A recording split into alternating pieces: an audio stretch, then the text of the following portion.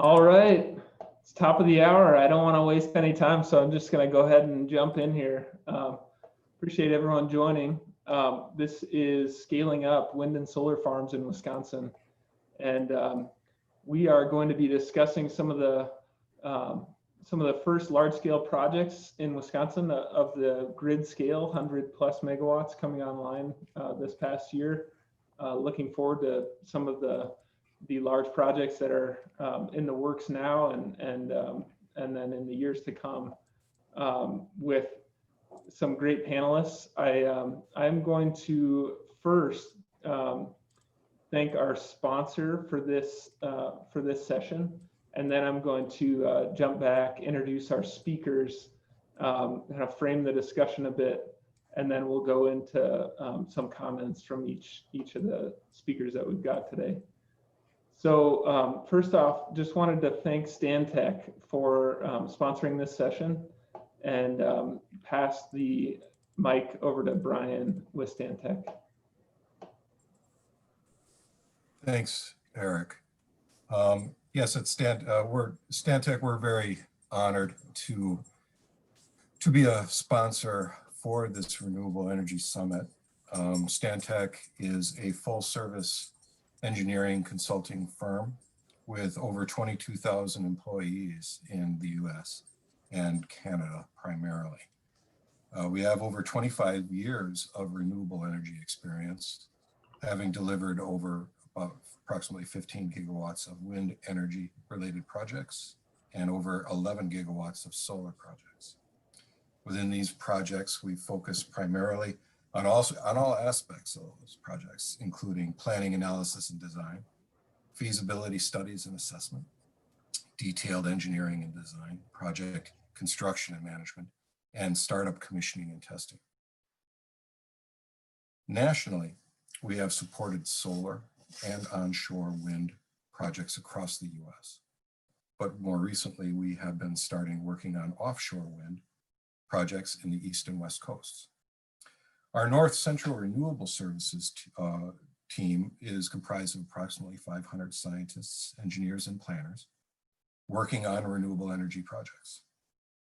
Some of our more recent Wisconsin projects include Two Creeks and Point Beach Solar, Wood County Solar, Badger State, Onion River Solar, Springfield Solar, and Apple River Solar. For these recent PSC applications, we have taken an integrated team approach where we provide application and permitting support, electrical and civil and transmission line engineering, site design, and all attending environmental studies. Our staff have risen to the challenges of these projects and are eager to support developers and utilities in their renewable initiatives in meeting Wisconsin's future energy needs. Thank you. Great, thanks very much, Brian. Appreciate that, and thanks to Stantec for sponsoring the session here. I am going to share my screen. Let's see if this works.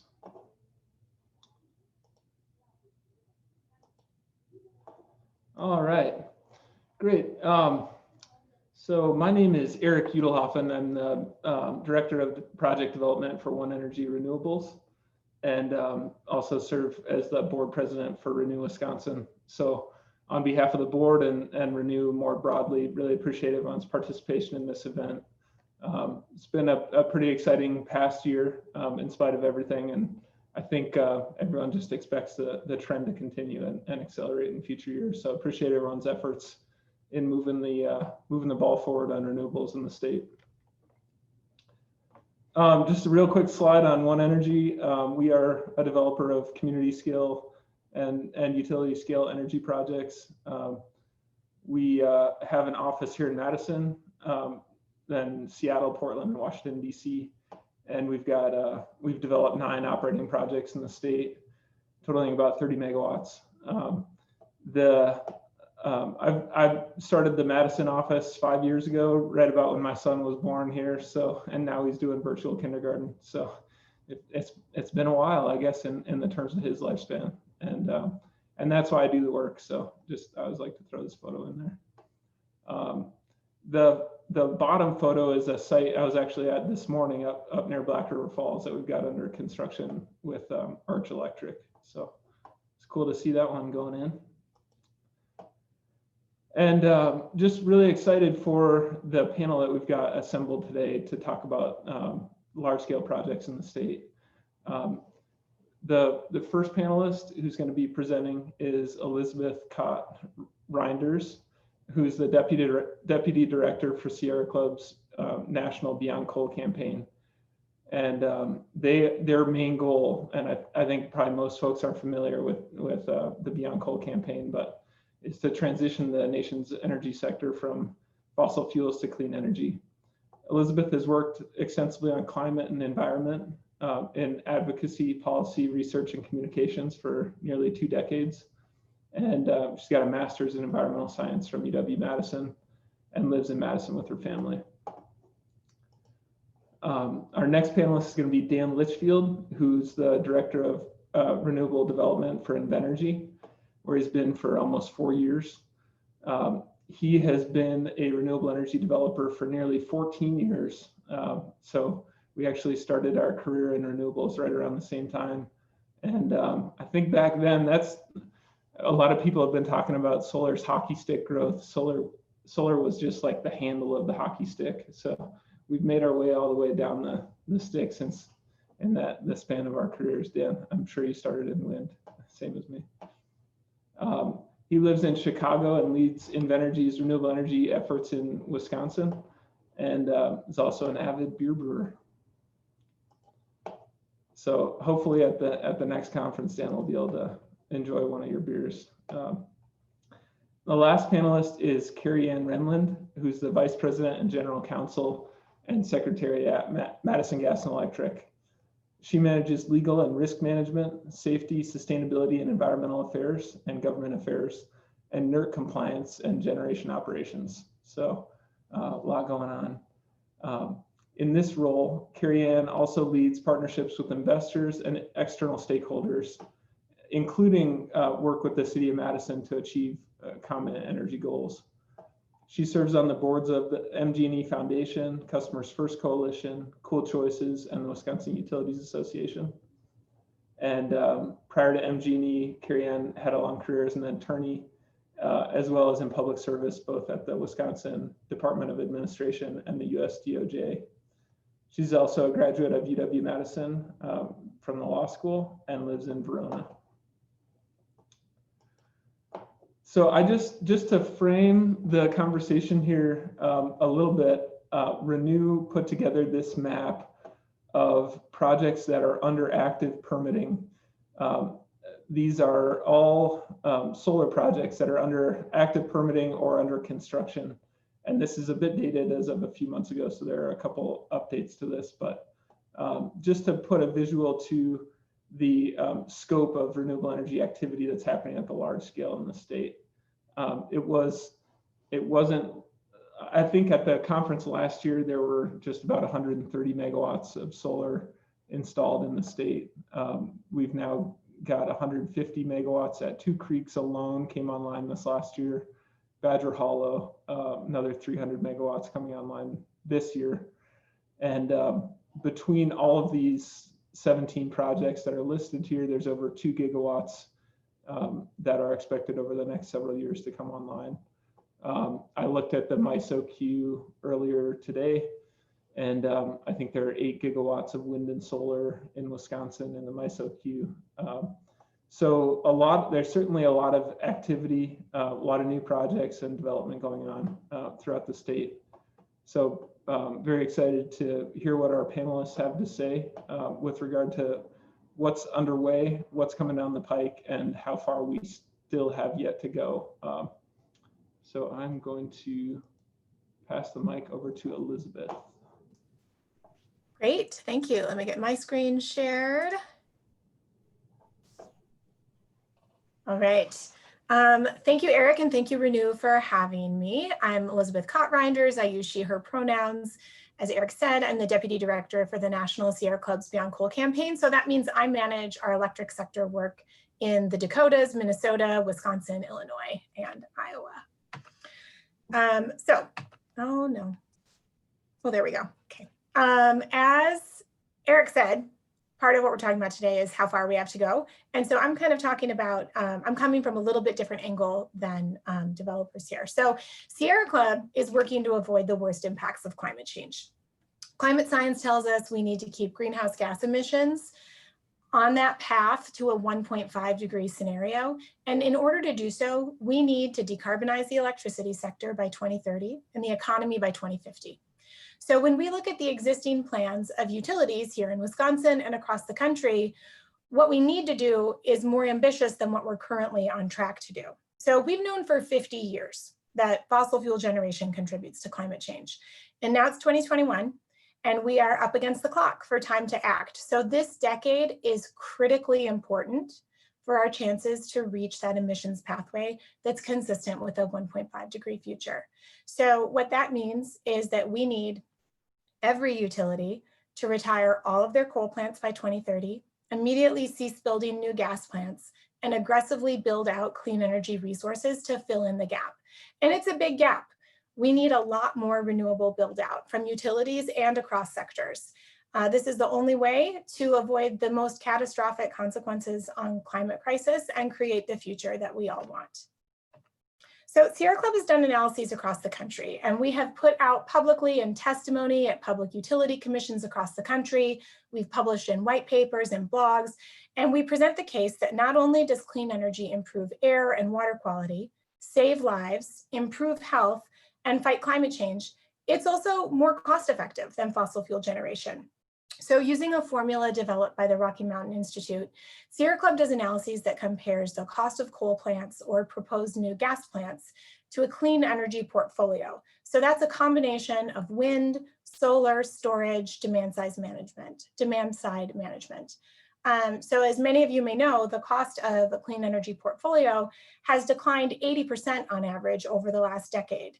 It's cheaper than coal, it's cheaper than building new gas, and by the early 2030s, a clean energy portfolio will be more cost effective than simply operating an existing gas plant.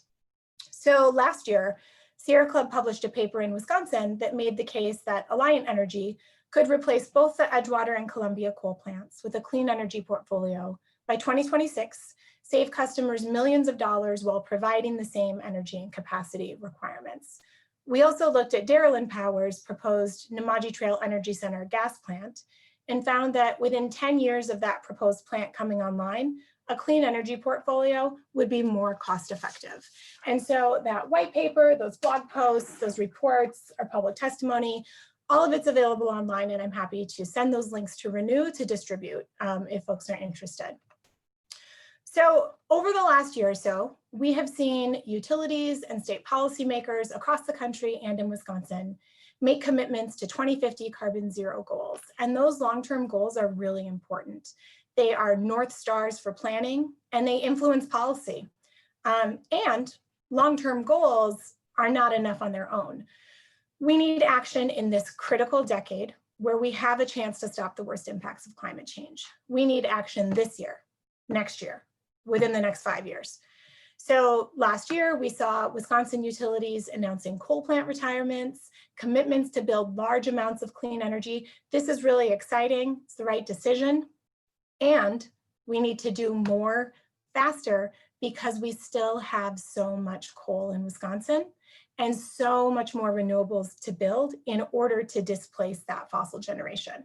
So Sierra Club, we have analyst teams, we work across the country. We look at investor-owned utilities across the country and find that when looking at the amount of coal and gas that remains and the amount of renewables that utilities have announced they're planning to build in the next decade, we need at least 5 times the amount of renewable energy currently planned to replace fossil generation this decade.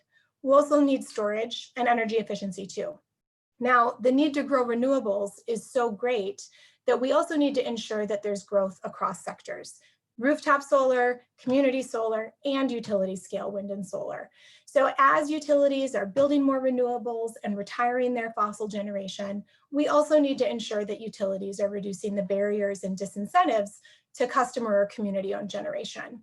Again, there's so much more renewable generation needed, and the stakes are so high for replacing all of that fossil generation this decade that there's no reason for utilities to monopolize or have all the growth of renewables coming there. There's enough we need that there's room for all sectors to really be building out renewables.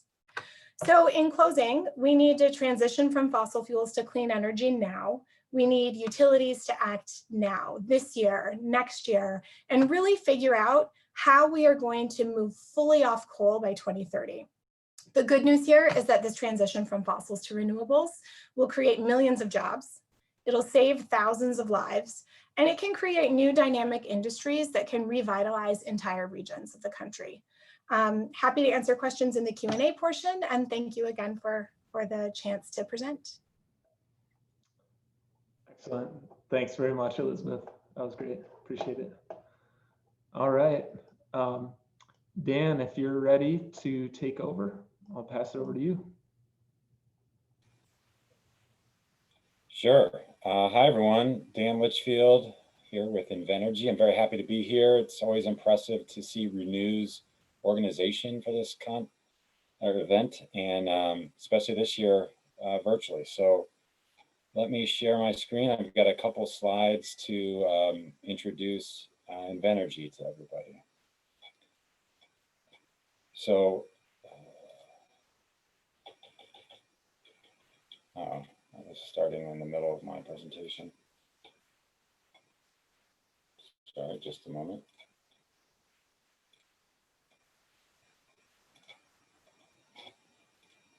All right. So I work for a company called Invenergy, and I've been here for about 4.5 years. Invenergy is starting our 20th year in business, and this is our hockey stick curve. So our first plant was a wind farm. First renewable plant was a wind farm built in 2004 in Tennessee, of all places. And since that time, we've grown consistently and significantly. And now we can claim nearly 28,000 megawatts of development. And that is a sum of projects that are operating, in construction, or contracted for construction. And the bulk of those are wind, including our Forward Wind project in Brown County, Wisconsin. And we're hoping to do some more wind in Wisconsin. But we're also been heavily focused on solar lately. So as a company, we claim 41 solar projects developed, totaling a little over 4.7 gigawatts. And that's 14 in operation, 12 in construction, including Badger Hollow Solar in Southwest Wisconsin, where there's 300 plus people working on it today, and is owned in large part by my fellow panelist, Cari and Renlund's firm, Madison Gas and Electric. And then 15 projects contracted for construction, and we're hoping to add to that tally with Wisconsin projects soon. In Wisconsin, we've got Badger Hollow, which I mentioned, owned by MG&E, Wisconsin Public Service, and OneEnergy, as well as Paris Solar in Kenosha County, which achieved its CPCN in December. Darien Solar, which is in process for a CPCN now, that's 250 megawatts, mostly in Walworth County, but a little bit in Rock County as well. Koshkonong Solar, which we just filed our engineering plan for, and that's in eastern Dane County near Cambridge, 300 megawatts, and more projects to come. While I have just a few minutes here, I wanted to talk about energy storage because this is a really exciting development in the clean energy revolution that Invenergy has been a big part of, and we're hoping to bring to Wisconsin soon. We now have 5 energy storage projects in operation, 8 contracted, and it looks like I lost a couple words here, but there's 3 under construction now, and more on one of those in a minute. Energy storage is very valuable for 2 main functions. One we call renewable smoothing. And sometimes with our solar projects, we can have a bumpy output on a partly cloudy day. And when we can pair that output with storage, we can create hour level blocks of energy output that can be guaranteed or even just smooth it out more like this. And this enhances the value of the storage or the solar generation. The other thing we can do is renewable shifting, where in this chart here, we've got the yellow line, which is a typical solar production curve peaking in the middle of the day. And then gray, which is showing the average electricity price, which is an indication of electricity demand. And they don't match up quite right. And this is called the duck curve in California. And we can use storage to charge up with that peak power midday and then discharge it later into the evening when there's higher value. And that's the value proposition for storage. So I want to show you now just two projects that Invenergy is working on that gives you an indication of our company. Samson Solar, you may have seen this announcement several weeks ago. This is now under construction, and it is a 1,300 megawatt solar project in Northeast Texas. It's not a typo. This would be the largest solar project in the Western Hemisphere. It's a $1.65 billion project, which we've closed financing for because of partnerships with blue chip companies like those listed on the bottom, which are of the screen, which is our customers here, AT&T, McDonald's, Google, Home Depot, Honda, and some local utilities in Texas, plus Texas A&M University. We've over $500 million in local benefit from the project and 400 to 600 jobs. And coincidentally, this is near the town of Paris, Texas. So we're in Paris, Texas and Paris, Wisconsin. Finally, a solar storage combo project that's really cool. This is our Insurgentes Energy Center in Baja del Sur, which is the state in the southern tip of the Baja Peninsula in Mexico, which is pretty much an islanded electrical grid that has reliability issues and cost issues from expensive diesel generation. And so we're building a 20 megawatt solar project with a 20 megawatt and a little over 4-hour energy storage array, which can help with both the reliability and cost by being more cost effective. So that's my introduction, and I look forward to your questions. Great, thanks, Dan. That is very cool to see some of those big projects. I thought Badger Hollow was big. I'm gonna have to make it down to that Paris one. All right, let's go to Cari Ann if you are ready to share your screen, Cari Ann. Thank you very much.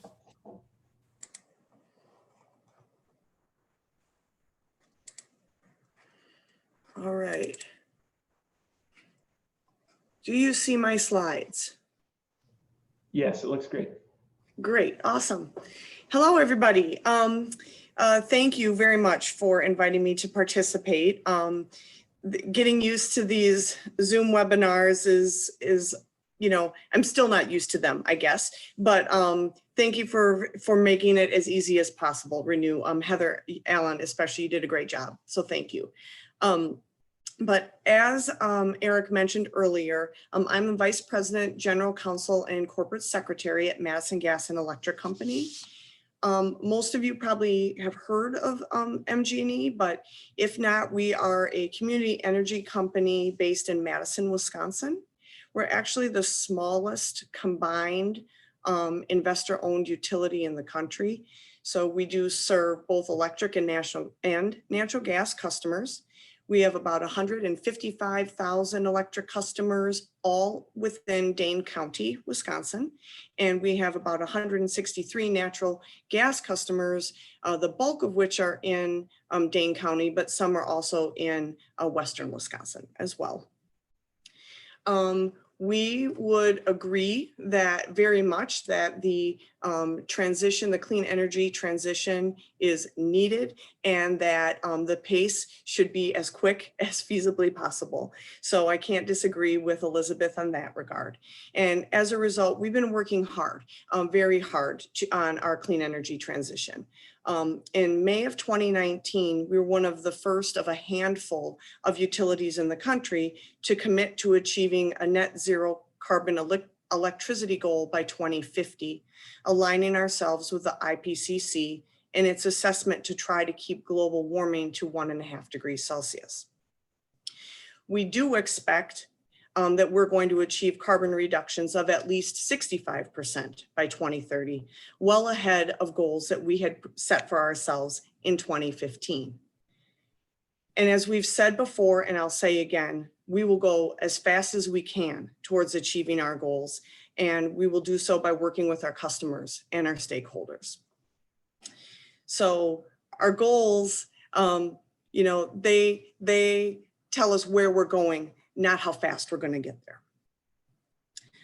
Amongst our strategies, of course, for reaching our carbon goals includes decarbonizing our electric generation, which of course includes investing substantially in renewable energy resources.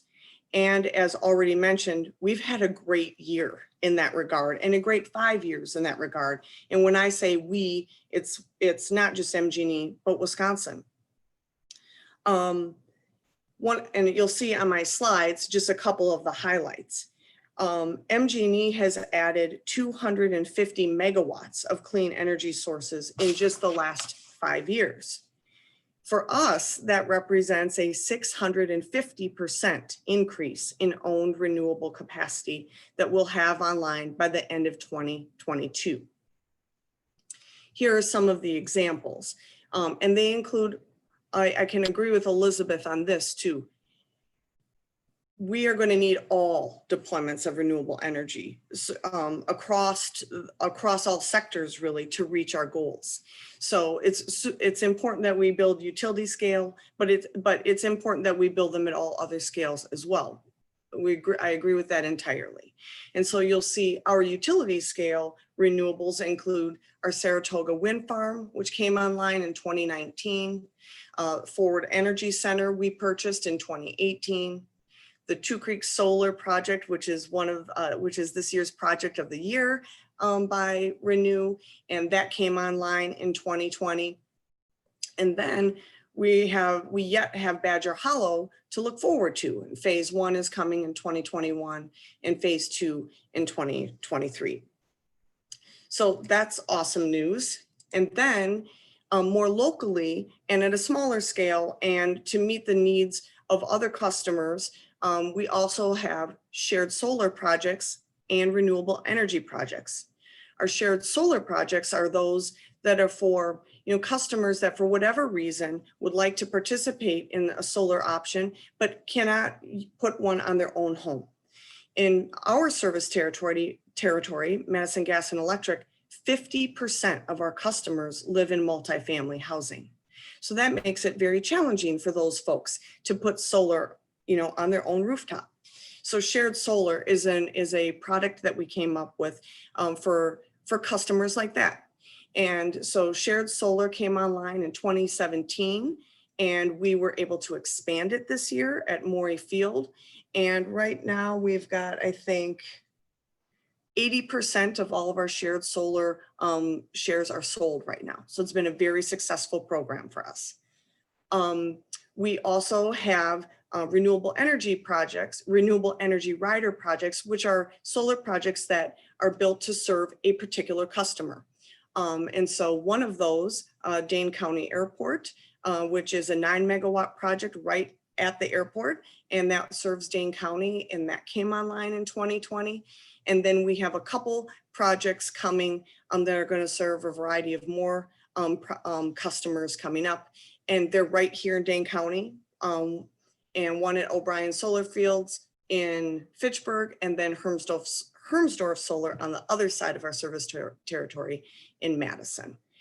So these are exciting, and they represent sort of the wide range of solar opportunities that we have that are in addition to residential or commercial rooftop solar.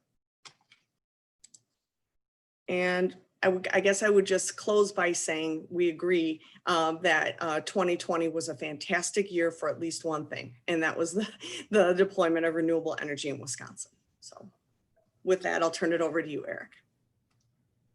Absolutely. Yeah, appreciate it, Carrie Ann. Yeah, it was pretty neat watching the Maury Field project that was kind of under construction right in the midst, right as COVID was starting, and watching that construction team adapt and just continue on to keep providing really solid construction jobs and work for folks right on through the pandemic was very neat to watch. So great. Well, yeah, the first question I've got is for you, Cari Ann. Wondering if you could flesh out a bit about kind of why utilities have been so interested in large-scale renewable energy projects over the last couple of years, and kind of what some of the values are from those projects for utilities as we move forward. Sure, you bet. I mean, as I mentioned, I think it's pretty clear that MG&E and many other utilities, I would argue most of them across the industry and across the country, recognize that a clean energy transition is a must. It has to happen. And not only has to happen, but our customers and our investors are demanding it, and they want it. And so many MG&E and many other utilities set aggressive carbon reduction goals over the last several years, some more aggressive than others, but nonetheless, these goals began to be set during the last couple of years. And the cost of solar technology coming down so dramatically, so quickly, was really an enabler to help kickstart efforts on meeting these goals. So, a core strategy to meeting net carbon electricity goals is the expansion of renewable energy sources. So with wind and solar becoming very cost effective, and with federal tax incentives in place that really help that cost effectiveness, those are also sunsetting. Some have sunset already and others will be sunsetting. And I think it really pushed this drive to let's chase this cost effectiveness and this technology while these incentives are in place. That really, I think, helped drive it. I know for our company, it really did, because it made the wind and solar technology that much more affordable for our customers.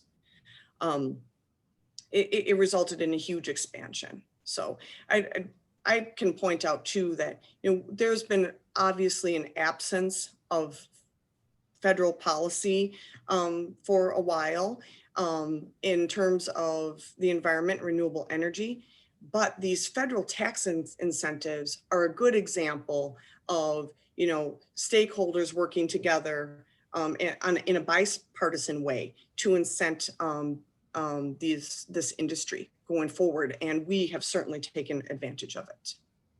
Great. Yeah, appreciate that, Cari Ann. And just a quick follow-up for you as you're talking to utilities. What are some of the things that really resonate from a value proposition standpoint around wind and solar projects? I mean, I think Cari really had an excellent, well-rounded answer there about goals and economics. So let me just touch on the economics a little bit more. My team led the development and permitting to get the CPCN for Badger Hollow Solar. But in parallel, Madison Gas and Electric and Wisconsin Public Service sought a certificate of authority to buy the project, and they had to demonstrate that it was cost effective. And so they were able to do that. That was a public process that had challenges, and they showed clearly that they needed more energy, and solar was the most cost effective way to do that compared to any other form, including natural gas expansion. That would be the main competitor, but others as well. So that's really exciting in a relatively northern latitude state like Wisconsin, where solar beats everything. So that is extremely encouraging, and that's why we are going up that hockey stick so we can get more projects ready. Absolutely. Great. Yeah, maybe just to build on that a bit, Elizabeth, it'd be great to get your thoughts on, we kind of are still more than 50% coal in the state, and we've been talking about megawatts under development and quite a, or gigawatts of wind and solar under development. But it'd be great if you would be willing to just put some numbers out there, or at least frame how many or how much wind and solar are needed to meet Governor Evers' carbon reduction goals, or just to avert the worst impacts of climate change, which I think you had framed what Sierra Club's, how they frame that goal. So Yeah, sure. I can come back to a little bit of what I was saying in the presentation there. And so, I can't tell you, X number of wind farms or solar farms of this size in this location. And that's the work that the utilities will be doing and case by case as they plan. But what I can say is, as we're looking at what we need to do to meet what climate science tells us we need to do and when we need to do it, that's when I come back to the analysis that Sierra Club's doing, where we look, and I'm actually going to speak nationally here and speak in averages, and then it's going to be different, utility by utility, depending on if they're ahead of the curve or behind the curve and what's on deck. But like I said, looking at regulated utilities across the country, looking at larger regulated utilities, they've publicly pledged they're planning to build, I think it's 100,000 megawatts of capacity in the next decade. And in order to build enough renewables to replace existing coal and gas, which is what we need to do to avert the worst of climate change, to stay at that 1.5 degrees, then they're going to need to build at least 500,000 megawatts of capacity. So that's where I come back. I'm sorry. Yeah, 500,000 megawatts capacity. So that's where I come back and say, 5 times what's ever currently planned in this decade. That can seem like a lot in a short time, but also listening to what both Dan and Cari were saying, look at everything that happened in 2020, look at the costs continuing to come down, look at political winds shifting, look at public support growing, look at people's understanding of the urgency of the climate crisis increasing and becoming more widespread. The market's there, technology's there, public will is there. You heard Cari saying the utilities want to be partnering with the stakeholders, and this is what their customers are asking for. So I have hope that with more leadership at the federal level and continued leadership at state and local level, that we can do this, but it's going to require dramatic ramping up of what's currently been planned. So again, utility specific is going to really depend on whether they're ahead of or behind that curve. We're going to need storage. We're going to need energy efficiency to accompany it. We're going to need those increases in renewables from customer owned community projects as well. But I'd say, 5 times of what's planned is what our analysis is showing. Mm-hmm. Great. Well, a couple of the questions coming in have been relating to wind. So I wanted to direct the question towards both Dan initially and then Cari as well. How big of a role do you expect wind, large-scale wind projects to play in the renewable future of Wisconsin? And kind of another question came in of just like how developers think about wind versus solar at particular locations on the grid, where you believe there's available interconnection capacity. Yeah. About storage. So. Okay, so that's to me, Eric? Yeah, that'd be great. Yep. Yeah, so wind and solar both have a great role to play. They're both, nutritious parts of a balanced energy diet, but they provide different components. So we think of wind as a terrific energy resource. Wind turbine technology has developed very high capacity factors, pretty high even in Wisconsin, which has a relatively mild wind resource. But wind is a great source of bulk energy that can be used a variety of different times of the day.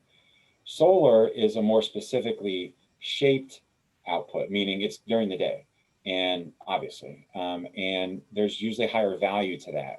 In the industry, the jargon is capacity. It has a high capacity value, not capacity factor, but so solar is great. As we look at retirements of coal plants, we need to replace both the capacity that they provide, which is the ability to generate energy when it's needed, and the energy. And so a mixture of both is great. So for the most part in Wisconsin, we are developing solar, but we are developing some wind near our Badger Hollow project. And we're developing a lot of wind elsewhere in the Midwest and have done so, including for Alliant Energy. We did 2 Iowa wind farms for them in recent years that they've built and put online. And it's just a little bit windier in Iowa. So as long as we have a robust transmission system that can move power and have a functioning liquid market, then regional basis where the resource is best, is a good thing. And then just real quickly on a site-specific thing, solar is a little bit pickier about where it can be installed cost effectively, especially on the utility scale. And so there's going to be some areas that are, let's say, hillier and the more ups and downs that might be windy, and we can put wind turbines on the peaks. But solar doesn't do as well with the up and down terrain. So there's going to be some site-specific considerations for sure. Great. Yeah, and just a quick follow-up to that with Cari Ann. We have not seen a lot of battery deployment in MISO. A lot of proposed projects, but not a lot of deployment. How does MG&E think about the value of battery storage now and then going forward as renewable energy hits higher penetrations and be more on the plate for your balanced meal? Yeah. I can just tell you that, we believe battery technology is going to be game changing for us in terms of doing some of the, the smoothing of that Dan mentioned earlier as an example. It's truly critical. I mean, we could not right now, the utilities in Wisconsin have a responsibility to provide safe, reliable, cost-effective, and sustainable energy 100% of the day, 365 days of the year to every single customer. So, and right now we could not do that alone with renewable energy. We could not. Now, that doesn't mean it's not coming, and it can't come. So we view battery technology as potentially game-changing in that regard. We have had difficulty getting the battery technology companies to pay attention to us over the course of the last, say, 5 to 10 years. We haven't had a big enough demand in Wisconsin, and they've been busy on the, in the mandate states on the coasts.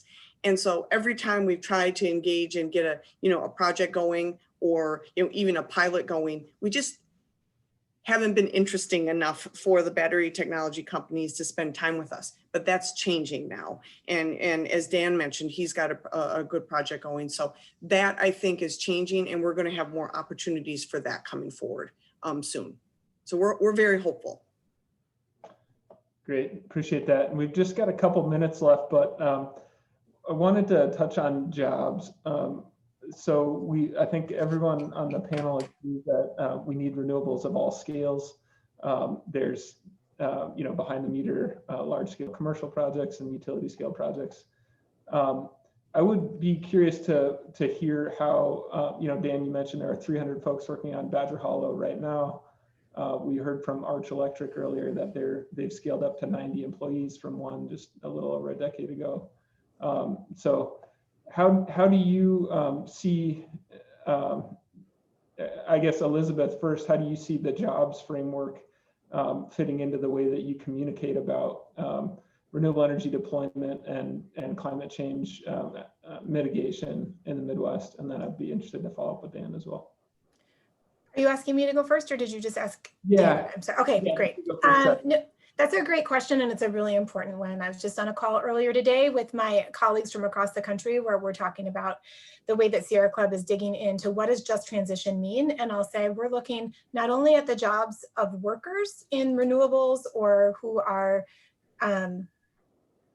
will be impacted because they work in fossil generation now, but also jobs and the economic prosperity in the communities where fossil fuel infrastructure is currently located. And so the way we're looking at this is to not only build relationships and work with labor across the country and state policymakers to be looking at this issue of transition and development, but also pushing for how are our states thinking proactively at this transition to come and doing economic development, economic investment in communities, not only related to the energy sector, but in general, so that we can be making sure that we are investing in the economies of our community. And so I guess it's, I'm kind of answering from a different perspective where it's, yes, I think Dan and Cari Ann can probably speak even more so than I to the jobs that lie ahead in the renewable industry, and people in this audience know that. But I'll say there's also this factor of just economic development, economic investment for the future we want across the state. So working with labor, working with state policymakers, and making sure that we're thinking about, that's also why planning in advance for this transition is really important, so that the utilities have time to prepare their workforce, bring in retraining, do the things that we're seeing them commit to doing. I'll stop there to leave time for others. Great. Yeah, really appreciate that. Actually, Heather, just real quick, are we supposed to wrap up right at 1:45? Should I give the closing remarks here? You know, we are supposed to wrap up at 1:45, but this is a robust conversation in the chat and the Q&A. So I'm going to make you the host, Eric. I have to jump off, but you can keep this conversation going. We have the Zoom room. So I would say you could keep it going for another 10 minutes to 1:55. Okay, great. Yeah, Dan, just as a follow-up to that, I would be very curious to hear how you talk about job creation and economic benefits of these projects in the rural areas that you work in Wisconsin. Yeah, on the job part, I mean, there's hundreds of jobs temporarily during construction, and that's great. And some of those people are local and some of them are not. And even the local businesses, the local restaurants, the gas stations, the hardware stores, they get a lot of activity from the construction. Operationally, there's not a lot of jobs in a solar project, and that's one of the reasons why the energy is so inexpensive, because it's simple. But the jobs that are there are high paying, highly skilled, and they're not going anywhere, and that's a good thing in a rural community. I grew up outside of a small town in Western Ohio, and that's one of the reasons that I like the work I do, because clean energy is important, cost-effective energy is important, and investment in America's rural communities is really important. So that's what I want to talk about more, is that the jobs are one piece, and that's important, but the tax benefits, local tax revenues from these projects are huge. Badger Hollow will create $1.2 million in new tax revenue in Iowa County. It's a net of about 1.1. That's a massive amount, and there's so much that the towns of Eden and Mifflin and Linden and Iowa County can do with that. And on top of that, our landowners. I think I saw Bob Bishop on the list here. So you heard from him yesterday. This is a great diversity strategy for farming, and it's a way for farmers to keep the family business going, keep the land in the family. And the lease income from these projects has a benefit to those participating families as well as the community, because it's more money they can spend to buy a new vehicle, go out to dinner, stuff like that. Absolutely. Great. I appreciate that. All right, just one more question came in that I wanted to ask from Keith Riopel. He mentioned that the economics are very favorable for utility scale solar. Seems like the utilities are on board. He just wanted to see what everyone thought were some of the biggest obstacles facing large scale solar projects in the state, and what are some ways to address those obstacles. So Cari Ann, I know MG&E's been working on a lot of and been involved with a lot of solar projects right in your backyard in your service area on the renewable energy rider projects, but then also involved with some of the larger scale projects out of state. So I'd love to get your perspective on that. Yeah. Keith, first of all, Keith's not allowed to ask questions.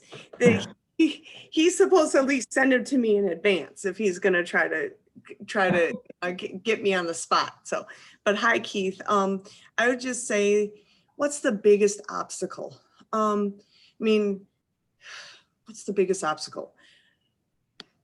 I guess I would say over the past couple of years, one of the biggest obstacles was getting the volume of projects done, actually approved in an expeditious manner. That actually was a huge challenge. And the PSC did a great job, but the fact is like, that was hard. We asked a lot of them because it wasn't just us. So there was, I would say, some regulatory bottleneck just caused by the volume of the projects that we were asking for them to review. I don't know if that volume is going to continue, but that is something. PSC, like many of us, had, retirements and things and long-term employees. And so they had all these new employees and a lot of work. And they've done their very best with it. And that's great. But in terms of biggest obstacles, I mean, we still need to, you know, we still need to retire, well, you know, the coal generation assets that we have right now, and we need to do that in a way that customers can afford. And we need to balance that with adding new renewables into the mix, because each new investment does cost something, you know, it isn't free. And so we do need, you know, those cost benefits do need to continue to happen. So, and now we've got COVID-19, it is going to continue to be a challenge for us. Our customers really suffered this year, and I don't see that ending in 2021. And we don't know how long, right, that's going to go, but we have customers that are not going to be able to pay their own bills, much less extras that additional infrastructure may cost. So we need to be mindful of those things. So that, I think, Keith, if I had to pick one, it's probably that challenge. Appreciate that. And Dan, I would love to get your follow-up on that, just maybe what you see as big challenges for maybe siting or other land use questions. I saw one of the questions in the chat about regenerative agriculture or kind of coexisting with agriculture. So any comments you have on that would be great. And then we'll wrap up after that. Yeah, I was just starting to type an answer to the ag question. I think so sometimes you see opposition to projects, but that's been pretty rare in my experience. Solar is a really low impact technology, a lot of good things for the landowners, the community, not a nuisance to neighbors, and to the question, potentially excellent for the soil. We have a robust ground cover strategy at Badger Hollow that will create habitat for pollinating insects and ground nesting birds, build soil, aka sequester carbon. And we've also demonstrated in our more recent filings that this type of ground cover has significant water benefits as far as reduction in water runoff quantities and also improved quality. The nitrogen and the phosphorus that has been problematic in areas is reduced with this. And then one other like wonkier answer is the MISO grid. The interconnection process is very expensive. It takes a long time. And we are going to need to we're going to be pretty busy the next few years building solar projects. I'm confident in that. When we talk about these bigger goals that like Elizabeth discussed at the beginning, we're going to need a more robust transmission infrastructure. Those poles and wires, that enables a more liquid market. That allows you to go from 20% renewable energy to maybe 40%, 50%, because it may not be windy here, but it's windy there. And if you can move the power. And so we're going to need more access to windy and sunny areas in order to advance this energy transition. Great. Yeah, appreciate it. Great way to wrap up there. Thank you very much for attending this, the 10th Annual Renewable Energy Summit for Renew Wisconsin. And thank you very much to all the panelists. This is a great discussion. I saw that it was recorded, so I'm gonna have to go back and watch again because some of these answers were great. So appreciate it. Also wanted to thank our sponsors, especially the presenting sponsors, Arch Electric, Green Penny, and Invenergy. And well, we hope to be connecting in person for our next summit. We would still love your feedback on the virtual event. So please keep an eye out in your email for an evaluation tomorrow so we can get better in the event that we have to do similar virtual meetings in the future. So thanks again for spending your time with us and all that you do to advance renewable energy in the state. Great talking to you all. Thanks.